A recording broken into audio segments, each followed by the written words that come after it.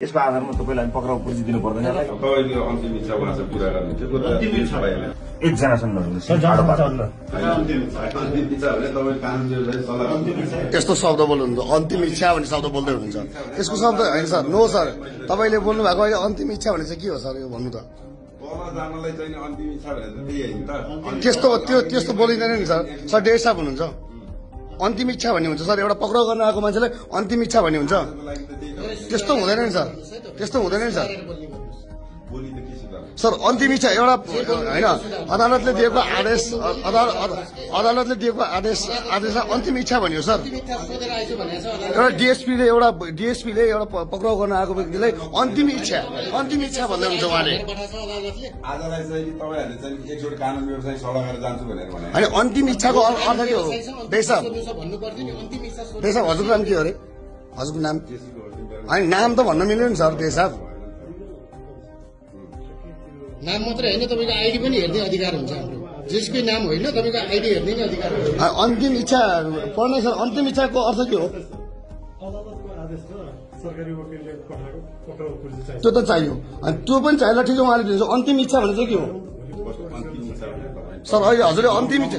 sir हजुरले अहिले भर्खर तपाईको अन्तिम इच्छा के हो भन्नुभयो नि सर त्यो पनि बोल्ने तरिका हो सर तपाईँ डेसी साहब जस्तो मान्छे पुलिससँग कुरा गरेर जान्छु भनेर भन्नु होइन हजुरको अन्तिम इच्छाको शब्द त्यही हो आजलाई चाहिँ नि ठिकै छ त यहाँ हामीसँग जानलाई त्यही कुरा गर्नुभएको हो हैन र सर यहाँ हाम्रो सभापतिज्यूलाई तपाईँहरूले पक्राउ गरेर आउँदै हुन्छ अन्तिम इच्छा भनेको के हो त सर त्यो सर नबटार्नु भन्ने कुरै होइन सर यसको आधारमा तपाईलाई पक्राउ पुर्जी दिनु पर्दैन यो आदेश त पक्राउ पुर्जी दिनुहोस् न आदेश त आइसकेको छ त पक्राउ पुर्जी दिनुहोस् न आदेश त अदालतको पुर्जी दिनु पर्यो नि तपाईले ठिक छ हजुर लेख्छु म जानै तयारै छु त लैजानुहोस् न कति भनेको यही लेखेर आउँछ मलाई पक्राउ पुर्जी त मलाई जारी हुनु पर्दैन अहिले लेख्नु तपाईले अब कस्तो हजुरले तपाईहरुलाई त्यो हजुरको आदेश आइसक्यो बोलेछु अरूको अरू के चाहियो त हजुरलाई पक्राउ पुर्जी सुन्नुहोस् न तपाईँ पक्राउ व्यवहार मान्छे भन तपाईँ घरमा आएर तपाईँले यहाँ लेख्ने हो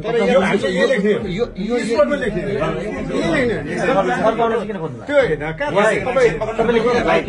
कुरा नगरौँ न हामीले पक्राउ गर्न आएको कानुन आएको नि कस्तो कुरा गर्नुहुन्छ पक्राउ गर्न आएको पक्राउ गरेर होइन सर प्लिज योमा लेख्नु पक्राउ पुर्जी लेख्नु हामी जाउँ लेख्नुहोस्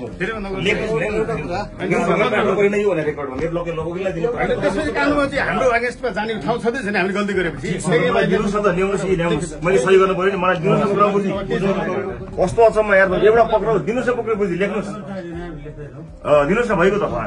ल दिनुहोस् मलाई हुन्छ नि हजुर हामी